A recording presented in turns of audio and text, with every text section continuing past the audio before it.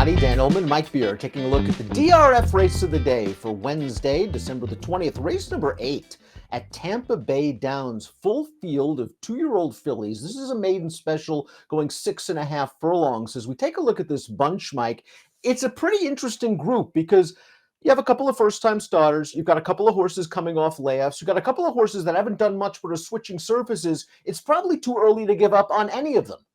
That's probably true, at least for most of these horses. Yeah, it's just one of those races that I don't think you don't want to get too high on anybody in here, Dan. The first-time starters look interesting. The horses drawn more towards the outside, I thought, were the ones maybe you wanted to focus on as far as, form goes. But it's still kind of a wide open race. 12 in the body of the field, 13, 14 are also eligible. As we throw up the time form US pace projector, the 11 Managing Mischief really caught a flyer in her one and only start at Saratoga, where she was just in a little bit tough. The winner of that race, Ways and Means, has the potential to be a very nice horse next year for Chad Brown. That being said, she hasn't raced since August and now has to deal with the speed of Hopes and Dreams. She hasn't shown much in 3 starts, but she's fast.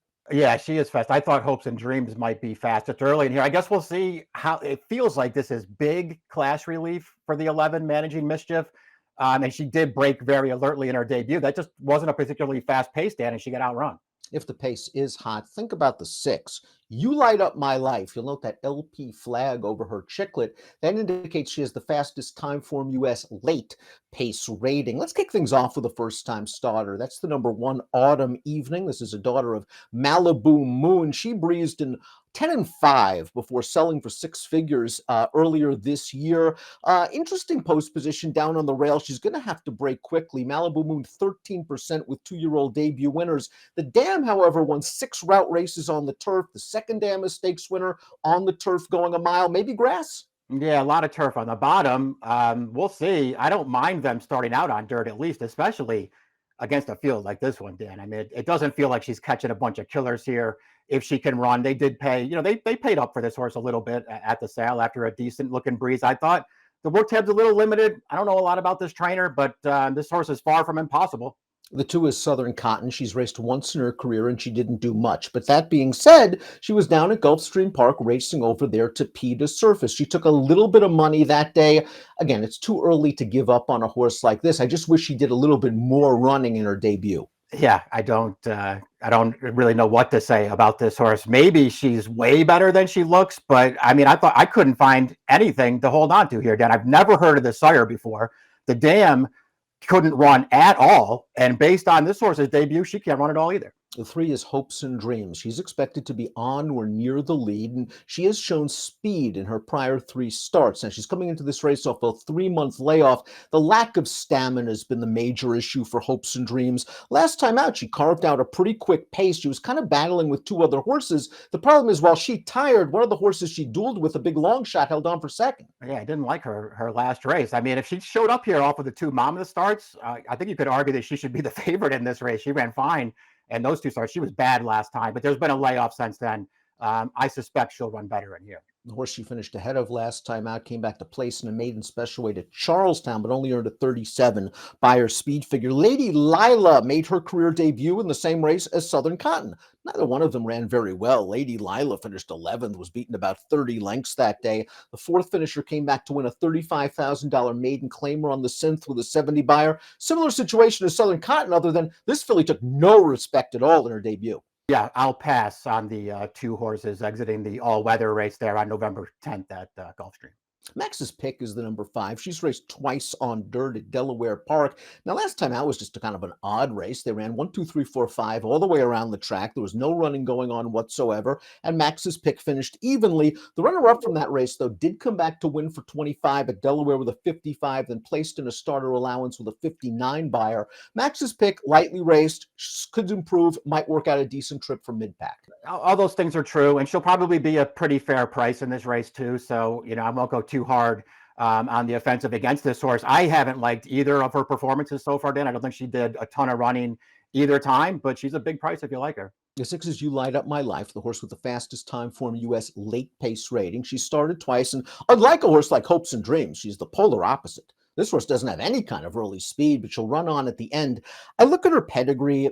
It's all distance on the bottom, and I wonder if cutting back to 6.5, well, we usually like that turn back in distance, is going to work for this one. Last time out, she faced an odds-on winner, and she's been betting both starts. It's probably why they stretched her out last time, because she has the pedigree to do that, and it just didn't work out. She also didn't get a great trip in that race. It kind of felt like her rider wanted to go forward, just got caught wide around the first turn, so he had to back off, and then just sort of ran on a little bit evenly late. I didn't love that performance.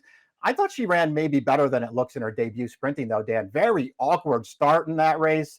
Just looked really green to me, losing all position, but she was running a little bit at the end of that race. Uno Uno is the number 7. She's raced once previously. That was about 3.5 months ago at Gulfstream Park. She didn't do much at all. She didn't take much money. She never fired. She was listed as a vet scratch at Gulfstream on December the 1st. Maybe she was facing slightly better competition. The 5th place horse in that debut did come back to graduate on the synth with a 65 buyer and is now stakes placed over that surface. Right. I mean, it is, again, it's the kind of race where this horse is hard to get behind off with a one appearance, but this is just the kind of race where I think you just want to kind of keep an open mind, if you can, about some of these horses. She's only run once. She's had a little bit of a layoff since then.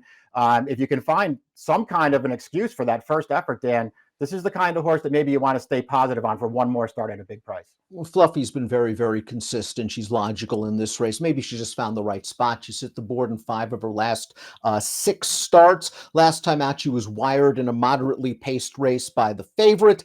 She's the kind of filly, though, likely going to be outrun early. She'll be running on at the end. 5-1 probably is a fair price considering what she's done throughout her career. It probably is. She's already had her chances, and just about everybody else in here is just getting started. So that's probably one knock against her. She's already lost for a claiming tag a few times. That's another knock against her. But she's pretty consistent. She doesn't have any speed at all. So we'll see if this race sets up well for her. If nothing else, in that last race. I mean, it feels like racing at Tampa being wide doesn't seem like it's that big a deal. But if you think it is a big deal, she was wide around the track last time. Runaway Diva is the number 9, first-time starter by Run Happy. This one was training up at Saratoga for Michelle Hemingway, went down to Maryland, was with Tony Aguirre Jr., now at Tampa Bay for Maria Bowersock. This horse did sell for 6 figures as a yearling. Run Happy, 12% winners with 2-year-old debut runners. The Dams fold 3 winners from 4 starters. She's a half to about 3 black-type earners. Yeah, exactly. The Dam didn't never race, but she's a sister to a couple of horses who could really run. She's dropped a couple of winners along the way here, Dan, but none of her 4 prior foals to race are that good. We'll see if this horse turns out to be good. They've certainly found a good spot for her, it feels like. Third Dam was a multiple champion in Canada, a full sister to Stormbird, champion overseas, and the sire of the great Stormcat. Princess Gladys is the number 10 by a pretty precocious stallion. Maximus Mischief has had a great first crop, winning about 22% with his 2-year-old first-time starters. This one breezed in 10-1, the $32,000 yearling, $37,000 buyback earlier as a 2-year-old, then sold for $50,000 at 2. The Dams a half to a graded stakes winning router. Yeah, there's some pedigree here. We'll see what happens. The breeze in June looked okay to me. We'll see. This horse, another very limited work tab for this horse, and hasn't gotten out beyond a half mile yet, which I don't love. But we'll see. Lands in a decent spot here to make a debut. The trainer, one first out winner over the last 5 years, Dan. Only one. That horse at a very big price, but it was on turf.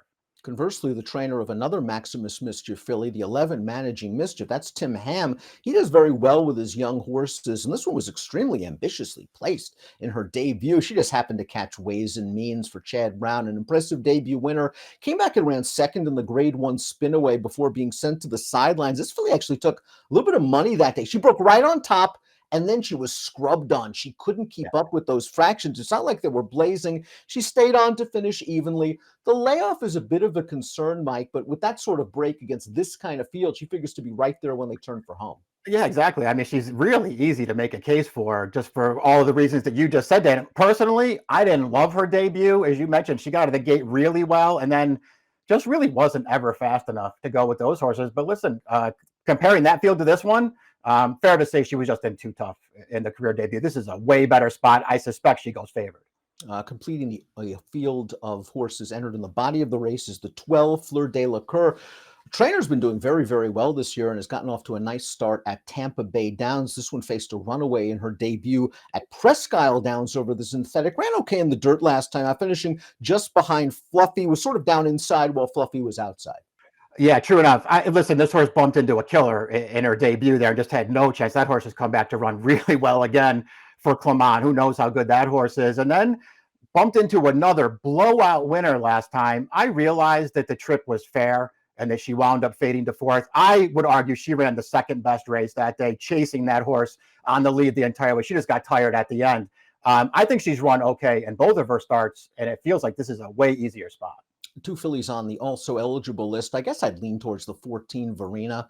First time starter, sold for 100,000. Not this time, out of a Tappet mare. But to be honest with you, if any one of these two horses get in from the AE list, I'm going to take a pass. Yeah, Verena was of the four firsters entered in this race. She was the one I thought was most interesting, but I still probably wouldn't bet her. Let's, before we take a look at our top selections, please click the subscribe button for the Daily Racing Form YouTube channel for the latest DRF videos. Top pick time for race number 8 at Tampa Bay. And Mike Beer, sort of the Gilderoy Lockhart of Daily Racing Form, is going to take on the 12 Fleur de la Cour. A little Harry Potter reference, Mike. I know you're a big fan. No, not. I never read any of the books, never saw any of the movies, and don't plan on doing either. I will take the 12 in this race, though. Thanks for the info on the name. I think this horse just might be better than she looks, Dan. This is a good spot. I'm going to go with the 11, Managing Mischief, in this field. Again, very logical on paper. I'm not sure how low I'd go on the tote board. I have a feeling she's going to get hammered. 5-2 seems fair. I'm not sure I'm going to get that. The 10, Princess Gladys, of the first-time starters, entered in the body of the race. She's interesting simply because she's got that precocious sire right now, Maximus Mischief. She seems to be pretty well prepared, I think, for her debut. So I'll look out for her. 11 for me, 12 for Mike. It's your DRF race of the day for Wednesday. Best of luck.